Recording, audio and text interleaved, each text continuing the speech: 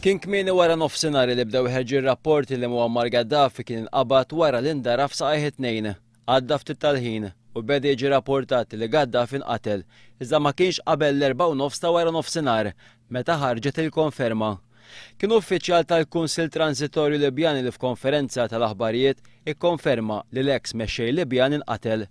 Minnu fih bdew jinxterdu filmati tal-aħħar mumenti ta' Gaddafi qabel inqatel.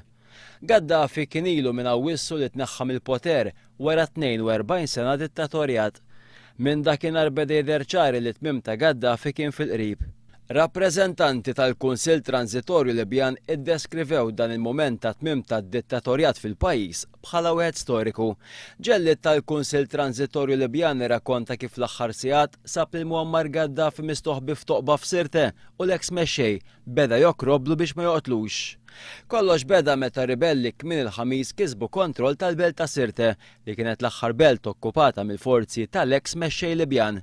L-aħbar kienet segwita minn dik tal-ħtif u eventwalment il-qtil ta' Gaddafi. Ġrajja li ġabet magħha ċelebrazzjonijiet kbar fost il-poplu Libjan minn Bengazi sa Sirte, minn Miżurata sa Tripli.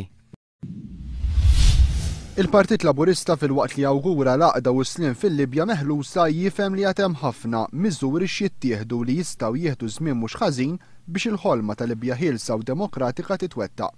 Il-Partit Laburista jgħid li jinsab lest li joffri kull għajnuna lill-popju Libjan f'kull stadju tal-mixja lejn id-demokrazija. Sa dan it-tant il-Prim Ministru Lorenz Gonzi llejla esprima t-tama li l-mewt ta' Muammar Gaddafi tfisser il-bidu ta' kapitlu ġdid tal-Libja. Lorenz Gonzi qal li ma kellux dubju li l-poplu Malti jawgura li l-ġrajiet fil-Libja għandhom iwasslu biex il-pajjiż jerġa' jibda jipproduċi l-ġid u tirritorna l-istabilità fil-Mediterran.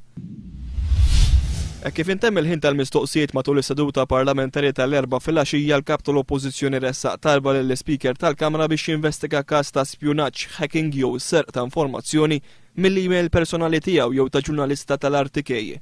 Din it-talba saret wara li korrespondenza bejn il-kap tal-Oppożizzjoni u din il-ġurnalista spiċċat fidejn il-mezzi tax-xandir tal-Partit Nazzjonalista. Id-demokrazija f'dal pajjiż qed titnaqqar. Huwa ċar li f'pajjiżna u ngħidu b'responsabilità għaw ġew f'pajjiżna jeżisti servizz sigriet parallel li qed jispjuna fuq iċ-ċittadini privati, ġurnalisti u politiċi biex jipprova jżommhom milli jagħmlu xogħolhom jew biex jirrikatthom. Joseph Muscat fl-intervent tiegħu semma wkoll il-kontenut tal-emails biex juri li ma kienx hemm xtaħbi. Dan-l-intervent ħasat lil Partit Nazzjonalista tant l-istazzjon tal-Partit Nazzjonalista Net Television ingħata l-ordni biex jirtira storja li kellhom diġà lesta biex tixxandar. L-ordni ingħatat ukoll għaliex f'reazzjoni immedjata l-Viċi Prim Ministru Tonio Borg ċaħad dak li kien għadu kif qal Joseph Muscat. Din-naħa tal-Kamra m'għandha xejn xtaħbi dwar affarijiet jew inkella niġdu kull allegazzjoni li fil-fatt xi ħadd tagħmel xi ħaġa illegali minn din naħa. Iżda kemm l-istorja li kienet lesta biex tixxandar fuq l-istazzjon tal-Partit Nazzjonalista kienet irtirata, fil-għaxija l-istess Partit Nazzjonalista kkonferma li kellu f'idejh emails li għaddew bejn Joseph Muscat u l-ġurnalista tal-RTK. Fil-jiem li għaddew persuni ta' fiduċja tal-Prim Ministru kienu qed jippruvaw ħajru l-ġurnalisti f'midja importanti biex jippubblikaw korrespondenza privata bejn il-kap tal-Oppożizzjoni u l-ġurnalista tal-RTK.